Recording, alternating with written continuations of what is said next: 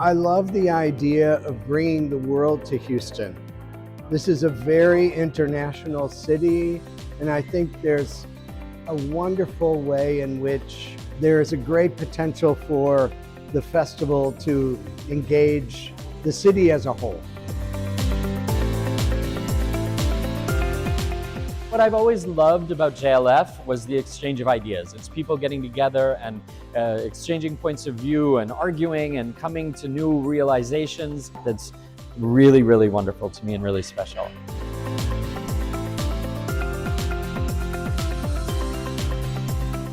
Bringing the best authors to share with the public, I think that was a very rude awakening for me. And it's one big celebration, I feel, of writing, of literature, of music and food and drama and everything you can imagine. So I think that's a quintessential experience that any literary festival should aim to be. And you know, it's amazing that it started in Jaipur and now has come around to different parts of the world.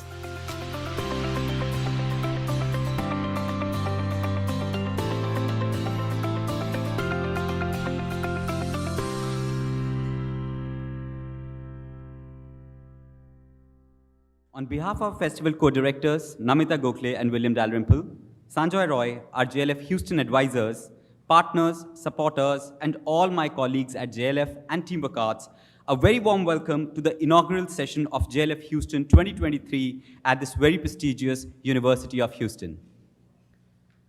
It is with immense joy that we have come together this afternoon to celebrate the 6th edition of JLF Houston. And it fills our hearts to see so many familiar faces and of course new friends joining us once again. Our experience with JLF Houston has been nothing short of incredible. Each year, we have grown and evolved, thanks in no small part to the fantastic support we have received from our partners, advisors, supporters, and friends.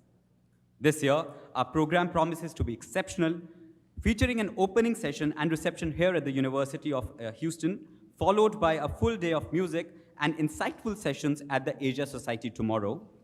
On Sunday morning, we invite you to join us for a mesmerizing blend of music and poetry at the Rothko Chapel, followed by an evening of film screening, conversation, and a reception at the Eternal Gandhi Museum, all of which promises to be an enriching experience. The University of Houston, which has indeed become a cherished partner in our journey, and for that, we are immensely thankful and filled with profound gratitude. Speaking of which, it is an honor to introduce a dear friend and a true advocate for the literary and cultural arts, the founding executive director, Institute for Global Engagement, University of Houston, Ambassador Michael Pelletier. His unwavering commitment to fostering global connections through the arts has been truly instrumental. It is with great pleasure that I invite Michael Pelletier to address the gathering and take it forward. Michael. Good afternoon and welcome to the University of Houston.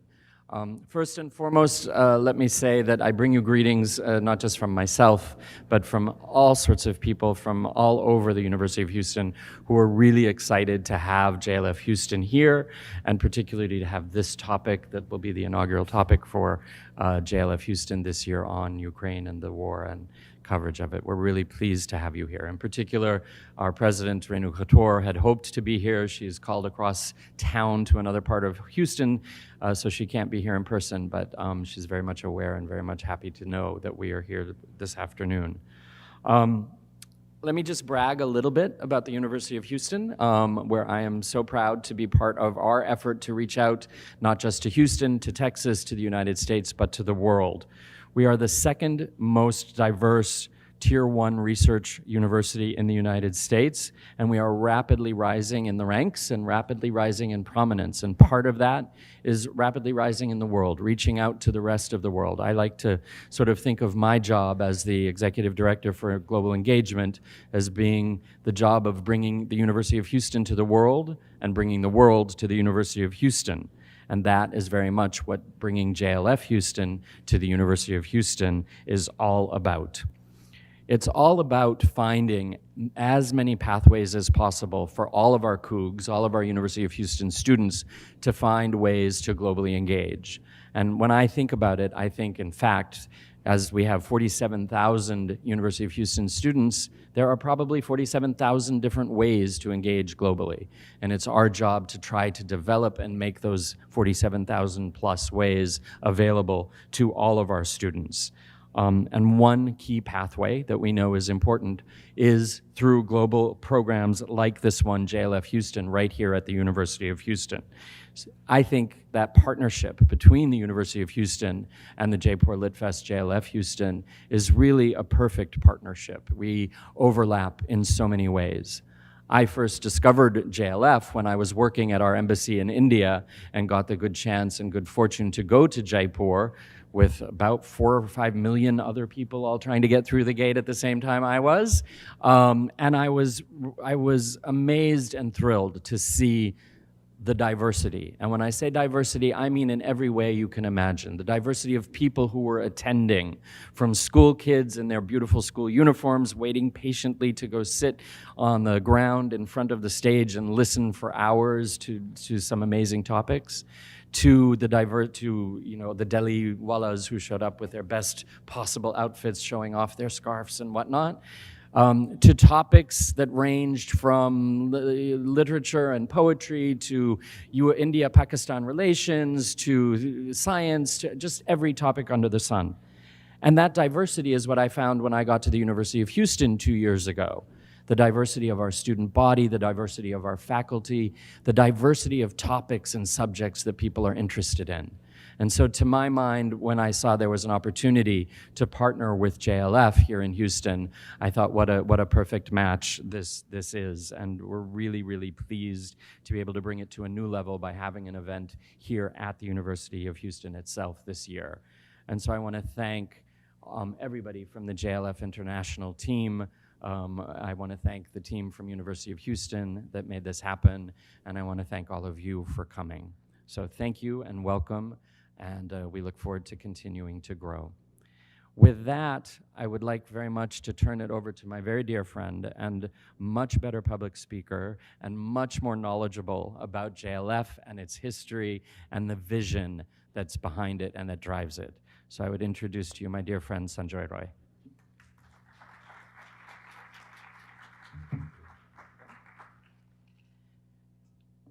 I haven't quite got over the fact that when Michael stands up to speak, it's not anymore as part of the State Department, which he headed for so many years, and especially in India, where, in India we sort of look at Michael as an Indian as opposed to an American representing America and India. And he and Sujata have been wonderful supporters of the Jaipur Literature Festival, and the reason why we're here today. Hi, Chitra. The role of any university is really to nudge their students to ask questions. And if you're able to do that, then that's one thing that you've got right. And for us at the Jaipur Literature Festival and JLF, this is really our core focus, is can we present informed information to younger people or people who are not so informed, and persuade them to read, to understand, to acknowledge, not necessarily agree, but certainly to question. Much of the work that we do in the JLFs across the world and in India is really the focus is on young people. In India, about 80-odd% of our 500,000 people who come through our doors every year is below the age of 27. And our online audiences, which is about 25 million people who watch the Jaipur Literature Festival and JLFs online in a 3-month period, are again fairly young, but they come across from a whole variety of places. In recent times, we've seen that while the US continues to be amongst the largest international audiences that we have, followed by the UK, China and Germany come 3rd and 4th. And 5th is Indonesia, and 6th is Uzbekistan. And more recent times, we've seen that in the top 25 cities of places where people watch JLF sessions online, we now have 2 cities from Saudi Arabia from which we get the maximum number of people. So really, the kinds of people who come online to see our stuff is very diverse. And that obviously presents a whole new challenge in terms of what is it that we can present for them. The one way to go would be, oh, the young people, can we dumb it down so that it's accessible to everything, to everybody? And the other is, can we raise the bar and can we put out information that's really interesting and exciting and which should be presented, not just young people and all of us, but to the world at large. And that's what we hope to do. We've had a wonderful 2 days in New York. This was the first time again in New York that we were able to expand beyond the Asia Society and the National Arts Club. We went to Brooklyn, to the Center for Fiction, which was very exciting because it attracted a whole different part of New York, and we hope that that builds from year on year.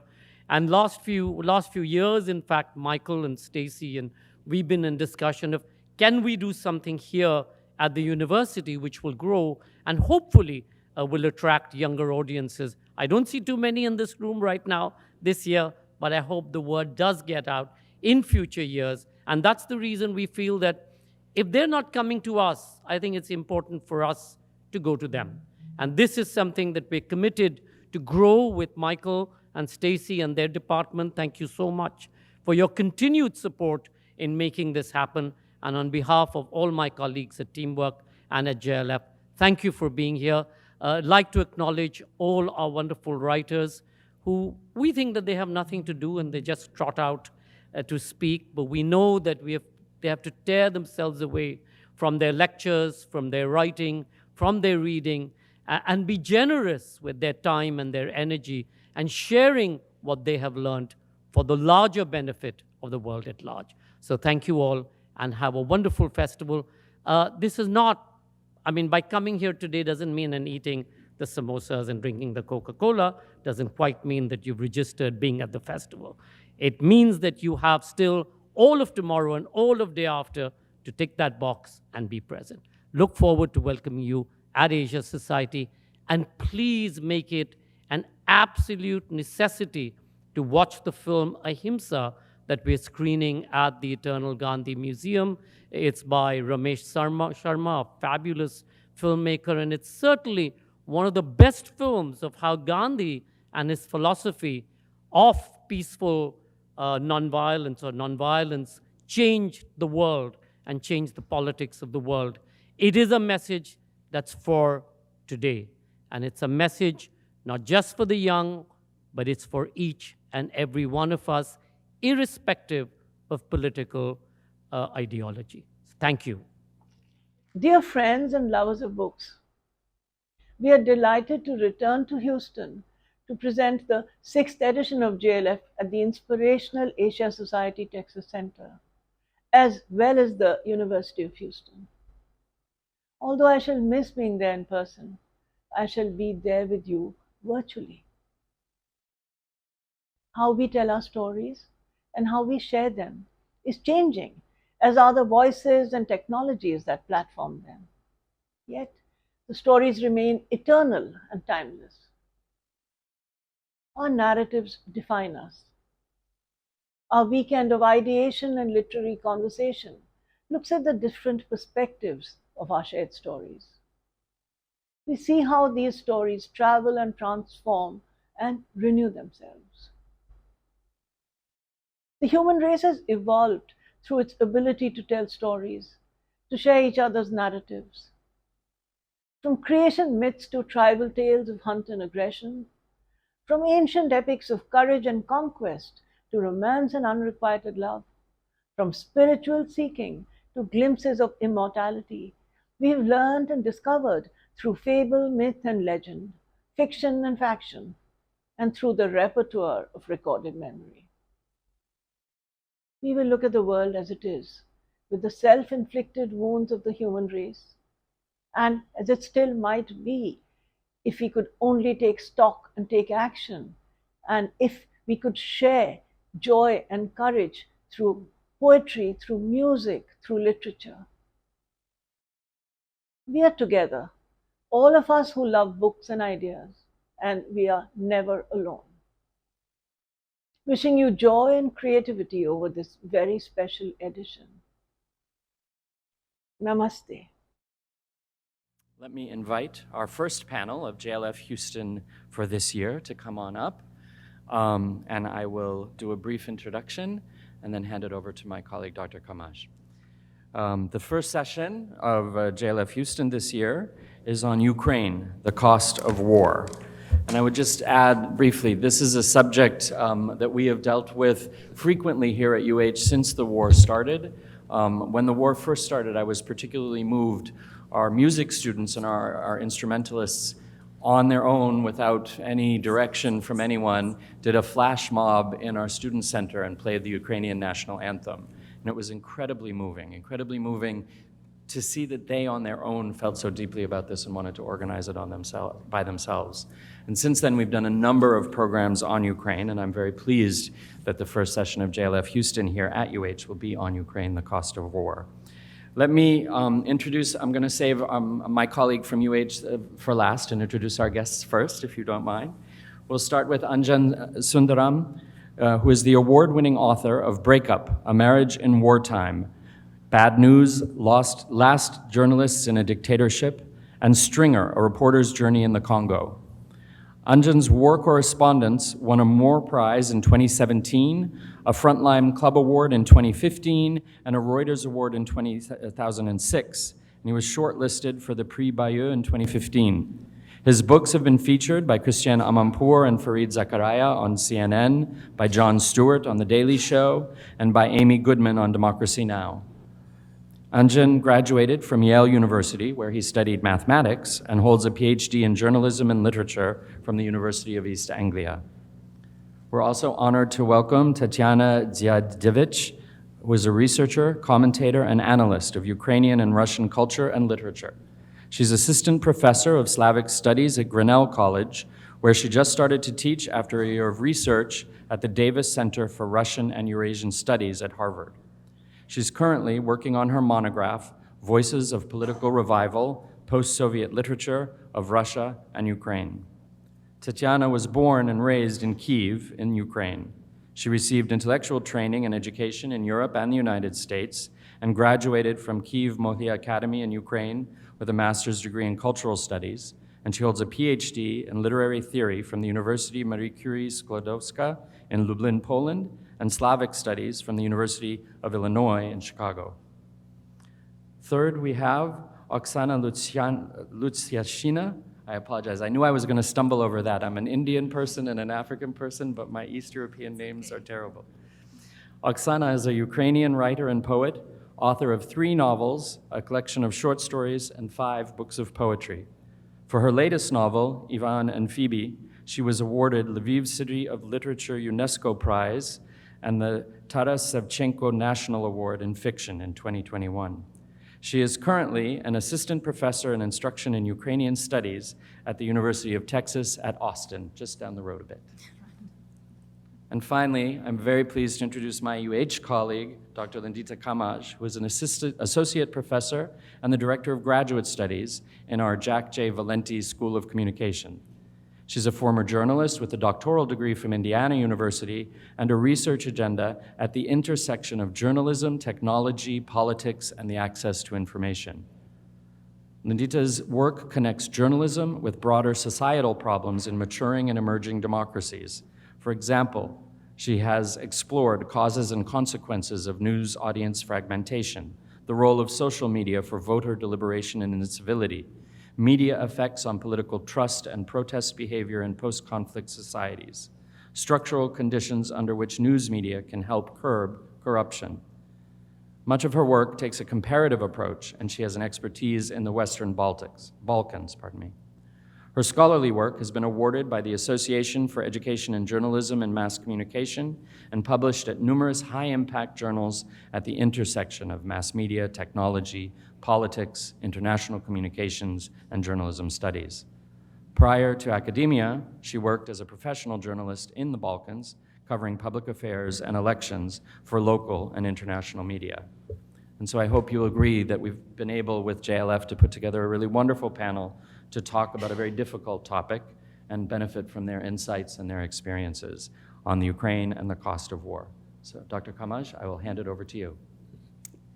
Thank you so much for this wonderful introduction to all of our panelists, and thank you for giving the honor to lead this panel today and these discussions with an award-winning panel of scholars and journalists on a very, very timely and relevant and interesting topic to explore today. So we're going to start this panel today with giving our panelists a couple of minutes to just kind of share with us their reflection on the impact of Ukraine war in their areas of expertise and work. And then we'll follow up with some questions that I have prepared here, and hopefully we'll have time to also engage our audience into a conversation jointly with our panelists. So we'll start with the first of our Tatiana. We already have introduced and kind of already hit it up, and we are on the first name basis here in this panel, so we'll go with that. So Tatiana will start us off and give us a bit of a perspective on her, from her point of view. Thank you so much for inviting me, and thank you so much for bringing Ukrainian question for this festival. Thank you so much for bringing Ukrainian question for this festival, and thank you so much for inviting me. And I should confess that in a way I feel imposter syndrome, because the best speaker in this panel should be Victoria Amelina, who was a wonderful person, first of all, writer, poet, novelist, journalist, war crime investigator, and unfortunately she died July 1st, 2023, and she was going to come to Harriman Institute at Columbia to work on her book, so she would be a perfect speaker for this event. And unfortunately, she is not here with us.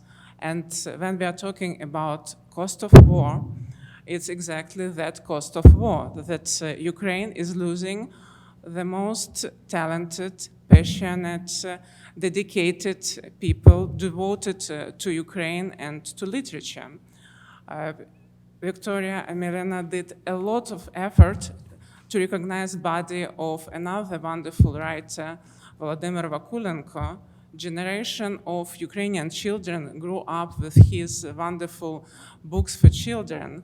And when we are talking about the cost of war, we are talking about children, and Ukrainian children occasionally dying, Ukrainian children kidnapped, Ukrainian children deprived from proper schooling. And this is the cost of war, because it's impossible to study and to gain knowledge for the future, because all schooling system from kindergartens to universities became well-being facilitators and therapeutic venues where people just try to get into comfort, and we cannot talk about quality of education. So this cost of war is the future generations, not mention how many people will not be born, because men are dying, women are dying, and all impact on families.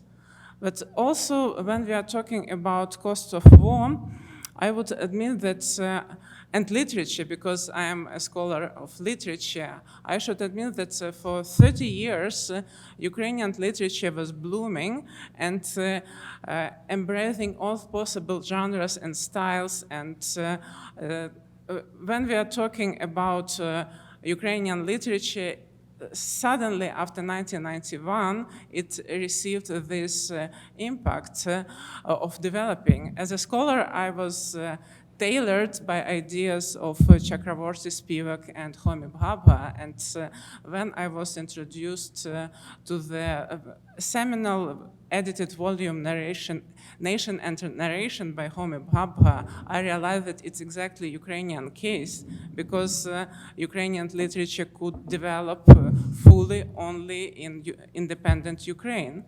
And it was multiplicity of writers and topics and themes and styles. But what we see now, writers cannot not write about the war. All writers are writing about the war in one way or in another way. War is a major topic, and it's natural because people need to narrate their trauma, their experience. They need to speak out loud through texts talking about the war. On another side, the cost of war, that I'm afraid that Ukrainian writers are losing Ukrainian readership. I'm analyzing cultural fields of media production, and I noticed that most book reviews, literature blogs, where people are sharing their reading experience currently, and there are amount of them because people are reading, people are looking for some comforts of reading, and they read in Ukrainian, but they don't read Ukrainian contemporary literature, because to read about the war, it means to re-traumatize themselves and to have this experience of war again. And I'm asking the question, whom our writers are right, because they are losing their audience. Their audience don't read about the war. Audience lives in the war. And I'm afraid that at some point, this generation of writers will be generation of the war narration, and their writing will go to school curriculum, which we should know, but we don't read for pleasure, we don't read for entertaining, and it would be literally literature for school curriculum, as we had literature, Ukrainian literature for school curriculum from 19th century, when literature completed very particular function to keep Ukrainian nation alive. And this is, when we are talking about cost of war for Ukrainian literature, this is the cost of war. And because we don't have any instruments to change literary process, because writers need to write, and writers write what is inside of them. And even the most joyful, ironic writers, they dedicated to the war. They go as volunteers, they collect money, they are doing reportages, they are in the war. Even if 5 years ago they criticized everything related to the realism in literature, now they're realistic writers. And this is impact on Ukrainian literature, and this is the cost of war. Besides of destroyed schools, besides of destroyed universities, besides of moving away generation of people who lived in their territories and whispering away population from territories. The cost of war, we will see the result in decades, and we will live in this war by decades, and we will read, if we will read about this war by decades, as it was with the lost generation, as it was with generation after Second World War. And right now, I don't see any recipe how it's possible to change the situation. I'm writer of analytics, and I analyze the situation. And what I see when we are talking about intersection of literature and cost of war, I see a huge impact on the future of Ukrainian literature, Ukrainian culture, besides of population of Ukraine, which is humanitarian aspect I don't raise right now. Thank you. Thank you very much, Tatiana, for this very sobering reflection on the impact of war that has on literature and the role of literature in society more broadly, but also how it might change audiences' appetite for what's to come in terms of the themes and topics that might be then examined in literature. We'll come back to this topic, very fascinated in a bit, but right now I would like to give the word to Oksana to bring us another perspective, rather than from a literary critic, from a writer and author, in terms of her views about how this war is changing what she does and her colleagues do. Well, actually, a lot of what Tatiana was saying very much resonates with me, all of it actually, and in particular, the name with which Tatiana started her speech, Victoria Amelina, who was my personal friend and who died because of the shelling of the city where she was at the moment in Ukraine. So, and the other thing that I would like to add would be that the war that we are talking about is only one phase of the war. This war has been going on for about 300 years, and I believe the audience here knows the names under which this war appears in textbooks and you know, in writings and so on and so forth, and that name is actually colonialism. So since times way before this century, this has been the fate of Ukraine. So there would be periods of a kind of a more like a Cold War, so to say, and then there would be periods of actual military conflict. And there would also be persecutions and political killings and genocides and so on and so forth. So basically, this is one of the reasons why Ukrainian people right now are so united, and they just do not want to give in, though I believe the world expected us to give in. I remember there were conversations about it. People would be saying something like, well, when Kiev falls, but then other people would stand up and say, no, Kiev will never fall. And that's so far what has been happening. So, and it also, you know, if we look at this war, you know, also as the continuation of this very old story, we can see a lot of things that have been kind of silenced and were not really spoken openly about, or if they were, the world was not ready to hear it. So, for example, you know, Victoria Amelina, whom we both mentioned, she was accused of being cruel Ukrainian writer once by a famous journalist because Victoria was advocating for, you know, basically the stoppage of this narrative of peace. Why don't you just make peace with your aggressor and everybody will be much better off? And she was saying that that is not possible because we are actually fighting for justice. And another Ukrainian poet and writer, Serhiy Zhadan, said that there is no peace without justice. And I second that too.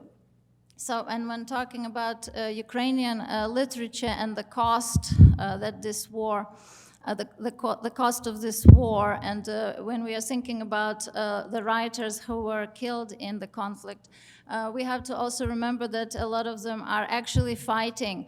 University professors are fighting. A friend of mine from my town, Uzhhorod, he's a professor of tourism studies, and he actually lectures from the trenches. So he became known as the professor who lectures from the trenches. And again, if we think about the trenches, it's a very old idea of war. It's 21st century, and people near Bakhmut are literally sitting in the trenches full of water, and their feet crack because it's so wet there. And he still manages to teach his students from there. So, and we also have to think about tons of displaced women and the fact that they suddenly now are solely responsible for the family well-being and for the kids, because oftentimes it's the man that will be in the army. This means that these women's, dreams will also be crushed because all the brunt of war will be on their shoulders. And so everything that basically we fought for as feminists would be suddenly just it would suddenly disappear, because we would come back to some kind of a very old age, Stone Age kind of a situation. So these are the things that I think about when I think about the cost of war, and I'm really hoping that the dialogues and the possibilities for us to speak in front of the audience and to exchange ideas will bring to the world the truth, what we really are fighting for. Thank you. Thank you very much, Oksana, for this overview again about the huge impact that this war has had on and how it has changed maybe the role of writers in society in Ukraine in terms of exchanging pens for the trenches, etc. We'll come back hopefully to this again, but right now I would like to give the word, kind of maybe switch a little bit the discourse from looking at the impact of the war on writers, on the literary and fictional literature, and then examine a little bit the role of the war, or the cost of the war for journalists, for people who are in the front lines documenting what is happening there, sometimes in real time, sometimes from far away, in different ways, but trying to kind of bring those images of the war back to the audiences globally.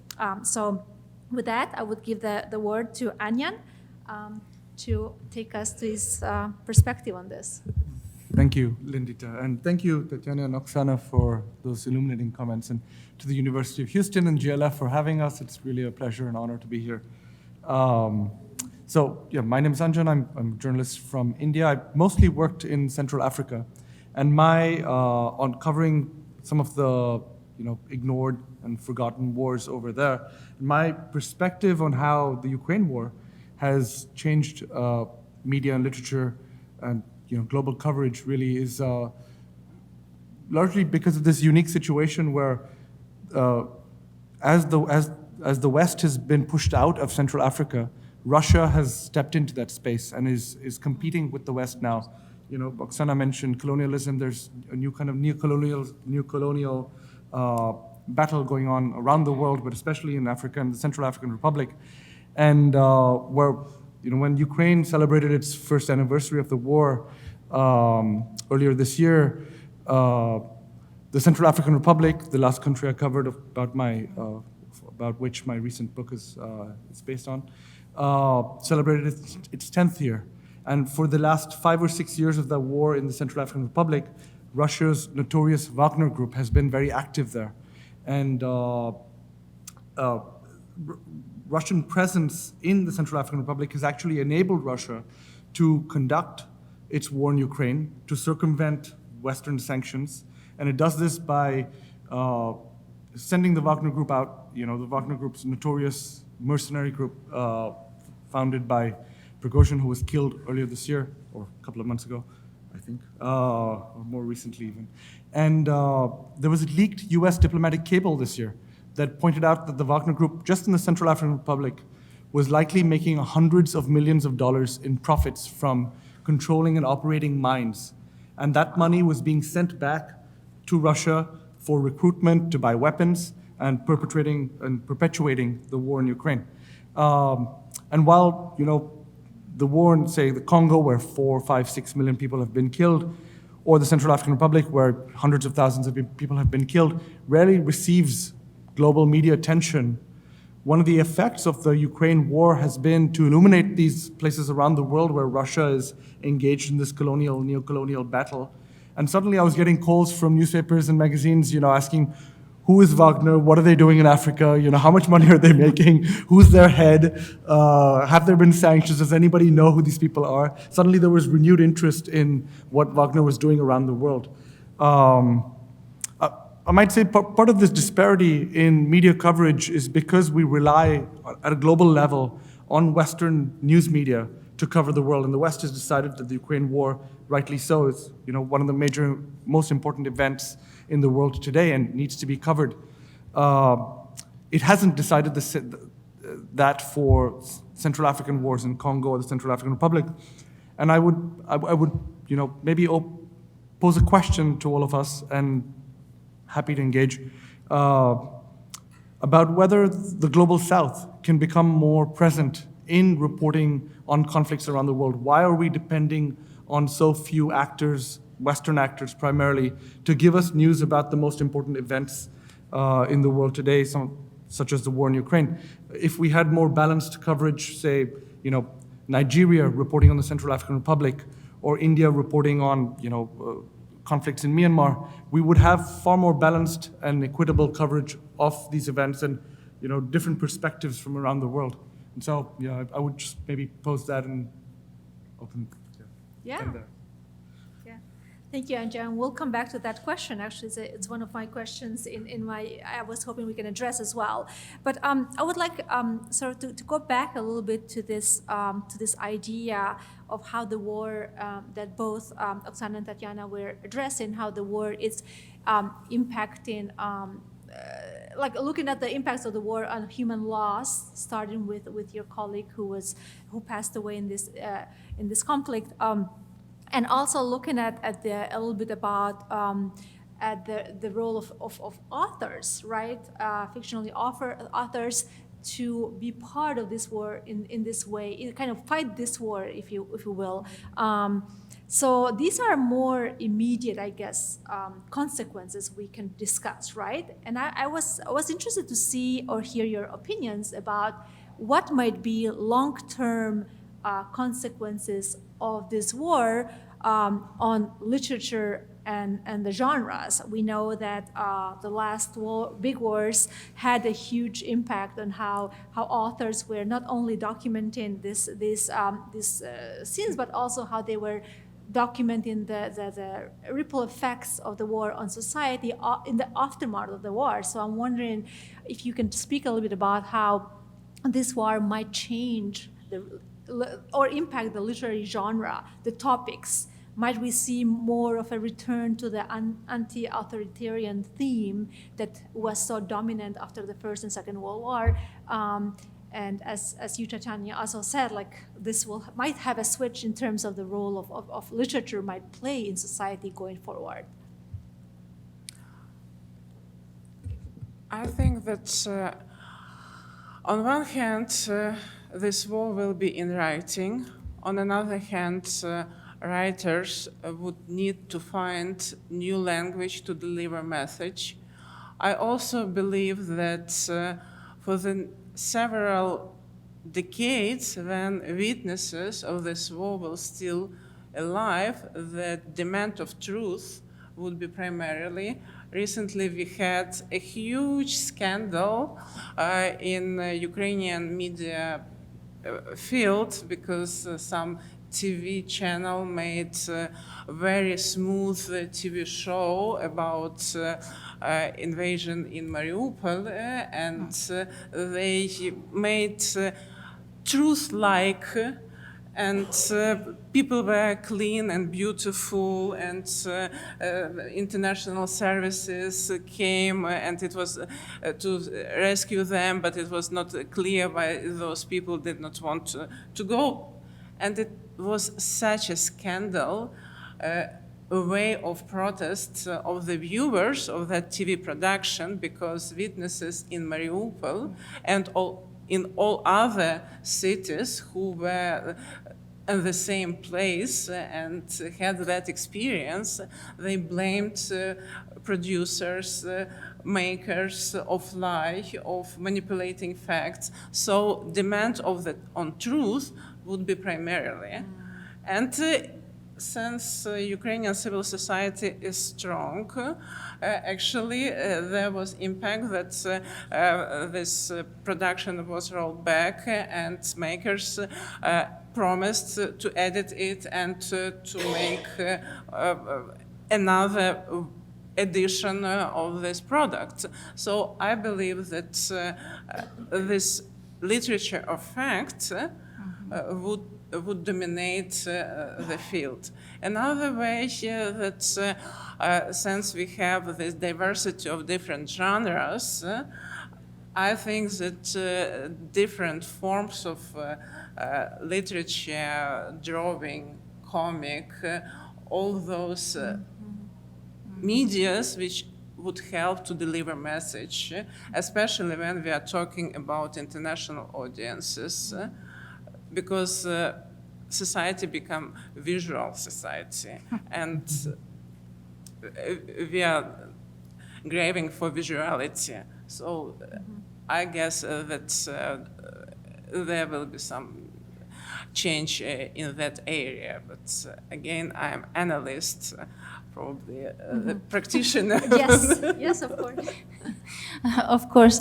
Actually, it's true, and people who research literature now have observed exactly those tendencies. But one question that we have to ask ourselves is, how do we define literature? Very often in our framework, literature was these great British novels or something like that, and great Russian novels. So basically, novel is the way to measure what is literature. And yet, literature of fact and this kind of shorter snapshots of reality that people write right now is just as valuable. And it's basically the only way really to capture what's going on, because there is no time to sit and to make all the historic connections. Now, I think that's also a loss, because one thing that novels do is that they actually capture a lot of these connections. And when, Ukraine has been in this colonial situation, and then also colonial situation squeezed into totalitarian state, our writers just never had opportunities to make those connections because they were persecuted. And therefore, a lot of things that now the world takes for granted are simply there because the world never had a chance to examine the true legacy of the Soviet Union. And I don't just mean military legacy or its statehood, but also basically the epistemic legacy, like how did it make us think? And actually what Anjan said about Africa is extremely interesting, because a Ukrainian writer, Serhii Senhaivsky, just published a few years back, he published a novel, Doroga na Asmaru, A Road to Asmara, and it's about Soviet Soviet era mercenaries that basically, kind of like Wagner Group, were ransacking Africa, and that somehow Soviet Union never spoke about it, and the world also didn't speak about it as much as it deserves. And so basically what we see now is all these processes having come to an end, and suddenly everything revealed. So life kind of works like a novel itself. And actually, the other thing that I did want to mention is the new themes and topics. Lubko Dereš, a Ukrainian writer, when interviewed, said something interesting. He said that basically, instead of these themes of sadness and grief and crying over victims that we've had for centuries in our literature, we suddenly have the theme of struggle for what we believe and victory, which we usually didn't have in our literature, because our history kept defeating some of these efforts, and we still stayed in this colonial situation.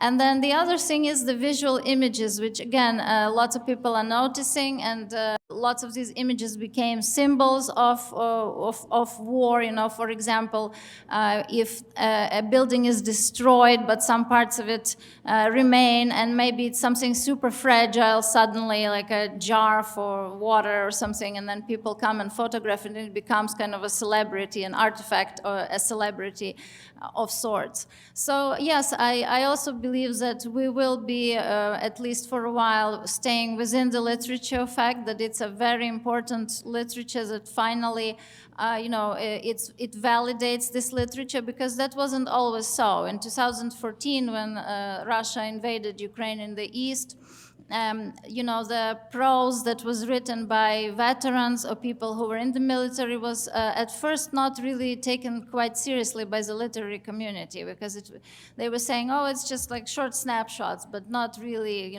deeper work. But nowadays, all Ukrainian literature is basically war literature. Thank you very much for that insight. I appreciate it. I want to just come back to this concept that Tatiana mentioned, the demand for truth. There's been a lot of talk about the role of Russia specifically in this misinformation campaigns all over the world, including here at home for us in the United States during the last elections.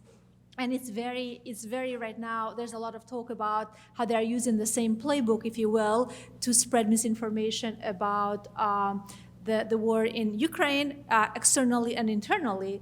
And so now, and a lot of other people have made this comment, how modern wars are actually all informational wars rather than warfare. Like that's where the biggest, for this image, right? And this question, I guess, it's posed to Anjan as well, in terms of how do you see this informational warfare playing out between Ukraine and Russia, and to what extent this drive for misinformation has actually had any impact on how, I guess, how we perceive the events internally, but also externally. Sure, yes. So information is powerful in wars because there's such a lack of information, right? So obtaining information, access to information is so complicated purely because, purely because of the security risk, the challenge of getting into a place, physically being present, collecting that information. And that is the fundamental role of the journalist, to bear witness. You know, just by bearing witness in these situations of conflict, whether it's in, you know, faraway war or even in a home in Houston, where there's domestic violence or, like, you know, conflict over there, if a perpetrator feels they're not being watched, then they feel permission to, you know, make their violence more extreme. And that's what a journalist does. Just by showing up, you know, physically getting to a place, they can make a perpetrator feel like they're being watched without any weapons, without, you know, any ability to stop the violence necessarily. Just by their presence alone is a powerful thing. And I guess this lack of information, I think, in modern wars, the wars that I've reported on, I might share a small story in the Central African Republic when I was reporting there. I was in the west of the country, and I showed up in a town called Bor, and there was a priest from the border with Ukraine, actually. He was a Polish priest, but he was from the border with Ukraine, and he was the abbot in this town. And when I showed up at his cathedral, he said, well, you know, in this town, 100 kilometers to the north, the rebels have attacked a church, and they stole the door for the wood. And so the priest is now sleeping in the open, the altar is now in the open, and this priest is now vulnerable. And so he said, I need to go there to show that this priest is being supported and has support so that, you know, the rebels don't just do whatever they want with him. And so he said, I've built a new door, and I'm going to the church, and I'm going to fix this new door in the church, and I'm going to travel 100 kilometers across this very dangerous territory to go and fix this door. So I asked if I could join him, and so we went along the way, and all along we had to drive through rebel territory. All the radio antenna had been destroyed. There was no way to get information out of those places. So we would stop at these villages and these towns, and as soon as we drove up, the village would have been empty because they would have heard our car and they would have not known who we were, and so they would have gone and hidden.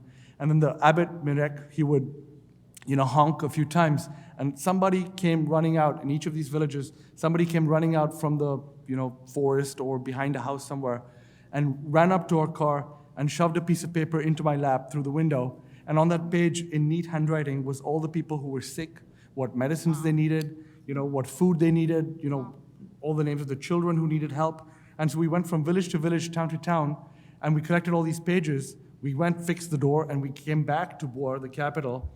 And there, Mirek gave all these pages to the NGOs, the non-governmental organizations and nonprofits, and he gave them all these pages and said, this is where help is needed. And I said to Mirek, you know, you're being a journalist, and he said, you know, I don't have a byline, you know, I'm not published anywhere. I said, you're doing the work. This is how journalism, I think it's important to think of journalism in this way. It comes about not from a need to publish somewhere or from some abstract getting the information out. It comes from a real public necessity. This is how journalism was born. This is how the profession was created, why it's important. And it doesn't matter if it's practiced by a professional journalist or by a priest. We're all doing the same work. We're trying to hold power accountable. We're trying to get help to people who need it. We're trying to, you know, help people who can't have their voice be heard, have their voice, you know, express themselves more widely. And that's really the fundamentals of the work. So the wars really change how journalism is being conducted and by whom. Yeah, thank you. do you have anything to add to this theme? I know that, but just following up a little bit on that topic. Yeah, go ahead. Sorry. I was thinking, reflecting what you were saying in your first statement about making reportages and who makes reports and how. I was thinking that it's not only the Western issue about Africa, it's in general, people don't know each other's areas and they cannot make decent work, or they are not invited to make decent work, because for years Ukraine was seen through the lenses of people who did not know Ukrainian language but knew Russian language. When the war started, people were looking information. They did not trust Western media. And where did they look for information? They looked for information in RT or other Russian language sources, because for them it was a voice of alternative. They were looking for alternative and they found it. And this is the issue of languages, how information is delivered and who is grasping it. Because one thing to go to the field with somebody who can understand Ukrainian, and another thing to go with somebody who reads only in Russian. And the same story with all those African issues. For decades, there was this mythology about Soviet Union supporting Africa, about Soviet Union bringing money and supporting anti-colonial discourse. And no one wanted to think that Russia exploited Africa in the same way as other colonialists who came there. And actually, this case of Wagner, it's very visual right now that Russia had own business interest there and made money. And Wagner became millionaire, I don't know, but but he was milking Central African sources for his sake. So it's a question of language. I think it's interesting, we're at a book festival. I have a Ukrainian friend who was asking me for help trying to get her book about the war published in Ukrainian.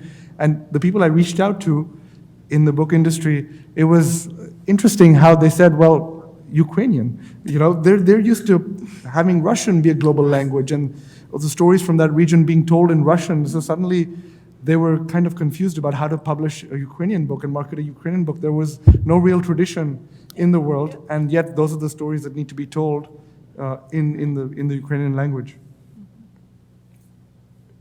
These are really, really important points to make, how language gives you access, but also can be a barrier, can be a hobble to really overcome in telling these stories that are important to tell. In the case of Ukraine, though, when we looked at the media, especially Western media coverage of the war, I would say that there was really not that much lack of access. If anything, journalists have had some of the best, widest access to information, at least on the Ukrainian side I'm talking about here. Just one of my coworkers from Kosovo actually went and drove 18 hours and went to Ukraine to report on Ukraine, which is really fascinating and amazing. So what I want to say is access to this war, at least from the journalists outside, has not been a problem. And my understanding is also there's lots of people involved in the reporting, local journalists who have been as intermediaries of this narration with the Western journalists. But the question I want to ask as a follow-up is, what kind of stories are we focusing on? How are journalists telling this story? There's a lot of criticism in journalism studies, how most of the war reporting focuses on military actions. There's a lot of focus on war, what we call the war frame, at the expense of the peace frame. And I'm wondering to what degree this is playing out again in the case of the war in Ukraine. To what degree all these stories are focusing on the war rather than trying to bring to us some kind of stories of hope and peace and talks and some kind of a different narrative, I will. So that's, I guess, what's your perspective on the narrative we are getting, especially externally, since all of you are based here, more or less? Well, if we're talking about the actual Ukrainian literature right now, then I would say that there is a variety of stories. Some focus on the military action, and some are more like philosophical, a train of thought of somebody who is forced to being a soldier right now because such are the circumstances. But also there's lots of stories of people who are refugees, who had to leave their homes and who are civilians, of course, and they might have seen military action or not. They might have gotten out before their particular city was bombed, but nonetheless. And also testimonies, people who were captured by the Russians, who were tortured. There are some books now available in English by the name of the writer is Aseyev. He just published some books with Harvard on that. They are he's a journalist, and his account of being in captivity. Then Victoria Melina, whom we mentioned, she was collecting war crimes. She was working with an NGO that was collecting the testimonies of war crimes, but she was also writing a book about fellow journalists and fellow writers who found themselves in these towns, and some of them would be, helping locals, kind of acting like an NGO in one person, and so on. And so that book will be published eventually with one British, I believe, publishing house later when they finish compiling it, because she only left drafts, and now her husband and a team of her friends are trying to put it together. I guess what motivates me in many of these situations of conflict, the stories that motivate me are of inspiring individuals. And Mirek, the Polish priest whom I mentioned, is one of them.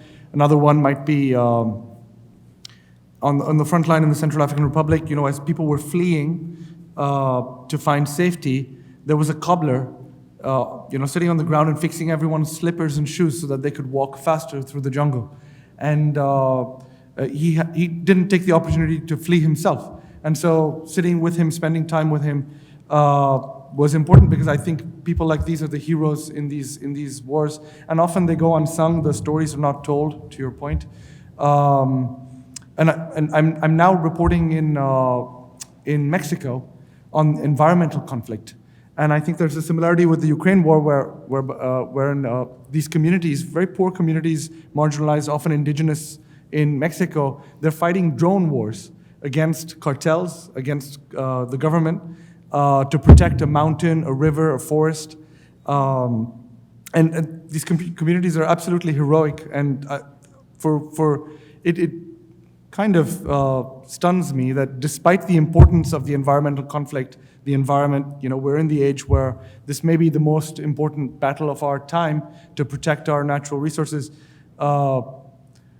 Many of these brave communities and people, very inspiring. Their stories are not told. They don't reach the mainstream media, in this case in Mexico, or internationally. And the same can be said for these characters, for these people I've mentioned in Central Africa. Somehow their stories are not told. And for me, this is really what motivates a lot of my reporting and my writing as well. To go and find these people, spend time with them, understand the risks that they take, and convey some of their inspiration to a wider audience. Well, thank you so much for that. I appreciate, and as a journalism scholar and critic, I really, it's refreshing, and I have read some of your stories. It's refreshing to see those humanistic side of the stories. This is the part of our panel where we would like to open it up to our audience to see if you guys have any questions, and for our panelists here. Everyone's very quiet. Mm-hmm. There's a question over there in the back. Mm-hmm. Hi, this is We can hear you. We hear you. Yeah, we hear you. Yeah. Yes. This is a question for Anjan. Who have been some of the writers and journalists who have inspired you to do the work that you do? That's very sweet, Chitra, to ask that question. I guess the two, when I was starting out, the two emblematic figures for me were V.S. Naipaul and Ryszard Kapuscinski. I think I was interested in them both because they both reported on the world, and they both came from a global South perspective. They didn't come necessarily, even though, to different degrees, they worked with the global North. Naipaul lived in London, but they came from cultures and perspective of looking at the world, but from not necessarily from the center as we might define it. So I found their work really influential and important, and sort of shaped how I think of myself. Even my first book, for example, is Stringer. It's called Stringer. It's from the perspective of someone working in journalism, but at the bottom rung of the journalism, of the news production machine. And so I think these alternative perspectives, not necessarily from, the famous global foreign correspondent, but from someone working on the margins, can be really illuminating, and that I took a lot of inspiration from their work. There's a question here and then one in the back. Can I talk loud? Yes, please. This is a literary festival, so in keeping up with the tradition of literary festival, you should have talked to the politics or the post-war. You should have been about what is happening in the literary field in Ukraine because of among writers, poets, and common people. I can take that. One of the reasons we program across the spectrum is because we feel literature is not just about, as they said, the great novel. You have to report, again, quoting what you said, you have to report the now in a way that everybody is aware of what's happening on the ground. So whether tomorrow you'll see there'll be a session by Priyamba Trajan on the black holes and particle physics and the James Webb discoveries. All of this is immediate, it's today. But it's also future thinking. If we don't hear about what happens around us, how will we be informed? How will we look to the future without learning from the past and the present? So it's not so much for them to answer this question because we've programmed this, but we program it because we look at literature as a much larger perspective than just from a literary novel or a poem. There's a question in the back there. Just want to add that Svetlana Alexievich, who won the Nobel Prize for Literature, wrote nonfiction. Thank you for recognizing her. Hi, thank you to all of our panelists for coming today and speaking with the students as well. This question is for Tatiana and Oksana. So I know that a lot of other Slavic states are taking in Ukrainian refugees. Are they doing anything in specific to support the Ukrainian literature, or is there something else that you wish that they would be doing? Actually, it's a great support from all neighboring countries because the first wave of refugees came to their borders, and some stay, some moved, but many countries arranged stipendium, different fellowship, writing in residence. I know that a lot of theaters hosted theater writers and actually hired them to write some pieces and staged them. And now on European theater stages, you can see a lot of Ukrainian writers' production, and it's about the war and about their experience of war. So yes, it's not only humanitarian aid for people in general, but writers received any possible help. Yes, and especially Poland has been active. Poland really revealed itself like a very, very good neighbor, excellent. And lots of my writers' friends are right now there on different residencies and fellowships. And if it was not for Poland, that probably would not have been possible. Germany also, and the third country that hosts a lot of our writers now is Lithuania, where we also stay in many residencies.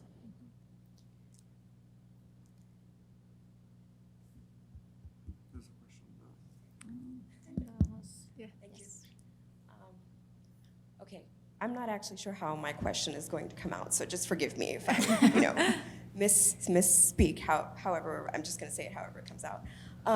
My question is for the war, which is right now so on the minds of all of us. To what extent does a character like Vladimir Putin play the war? I don't want to use the word play, but I said it, I didn't mean it in a negative way. But what extent does he manipulate the continuation of the war off the battlefield through media? Obviously, misinformation seems to be our big war in this era.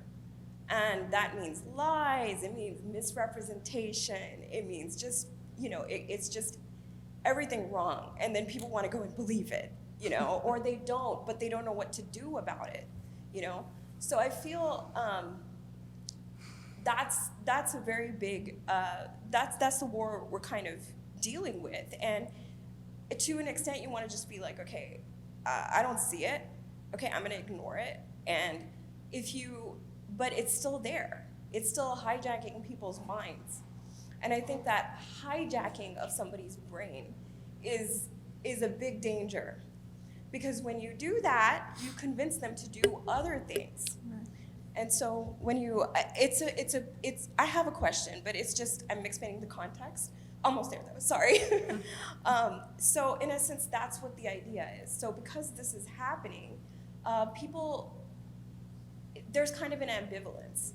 And I think with journalists, they put in all their effort to provide us with the accurate, best stories, and the motivation is so that people can stand up against the war and to end it, right? But in Russia, that's not happening because, it is happening, but Vladimir Putin doesn't want it to happen because he wants to just keep lying. So those lies essentially take up all of the attention, right? So my question is, for a character like that, and Trump is a similar character here, how much attention do we need to give in the media to these people? Because they love the attention. They don't care whether it's good or whether it's bad. They're not sensitive that, oh, did I say something wrong and I hurt this person? No, they don't think like that. They take the attention and they just use it. They use it to manipulate. So the question is, how much attention is required? And with the goal being the end of the war, the end of the atrocities, because the war off the battlefield is powerful. I don't even know if I should use the word war, but off the battlefield, we can lead to peace. So that's my question, and I'm sorry for a long-winded question. Thank you so much. Honestly, I would like to have much less Putin on the screens, literally, because as much as he is on the screens, the more people are afraid of him. And he is loving to be on the screens. It's literally present continuous tense here. He is like a vampire sucking this energy from people's fears.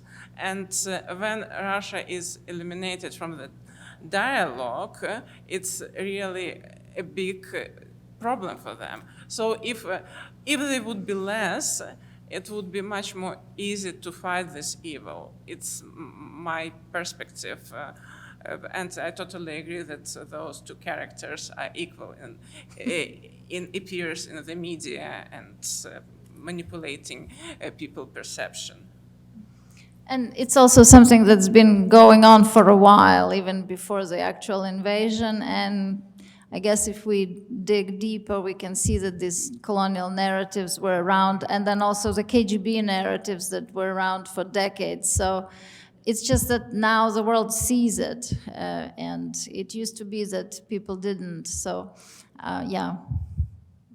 Yeah, just add that I think it points to your question about narratives of war, frames of war versus frames of peace, and I think it makes a case that, you know, ordinary people suffering from the war merit more attention than some of these protagonists and those who are framing the war, who obviously have an interest in it. This is more of a comment than a question, but I was puzzled before I came about how this panel was going to work by pairing the discussion of literature with the most violent expression of organized human behavior, which is war.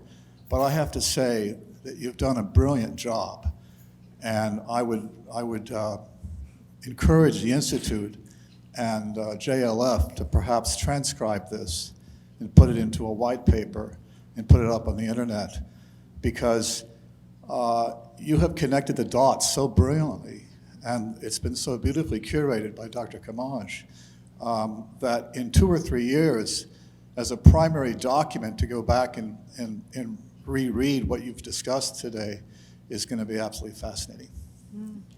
Thank you.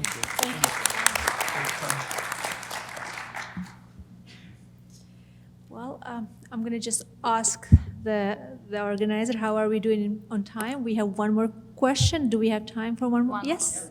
All right. Here. Thank you.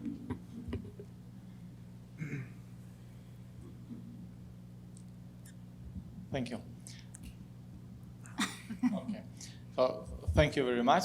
I'm Dranger Guri. I'm from Kosovo.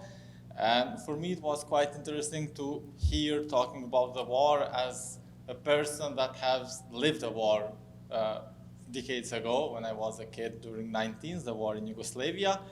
And when you mentioned Victoria Amelina, I was like thinking for great people that lived in Kosovo and they had the kind of similar faith during the war, and how much a country or a nation could last during a war.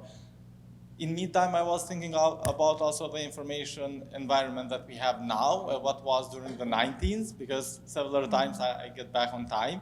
And my question was from you, just to have your opinion about how you see the media information environment now, having in mind that now there are social media, different channels, multiple channels, comparing to before. Also regarding the disinformation and misinformation, as a scholar focused on disinformation, I would like also to hear your opinion on that. Thank you very much.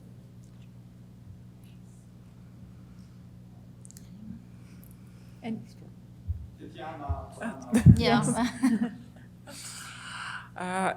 Actually, I think that in terms of media coverage, obviously, Ukrainian war has much more coverage than Kosovo war.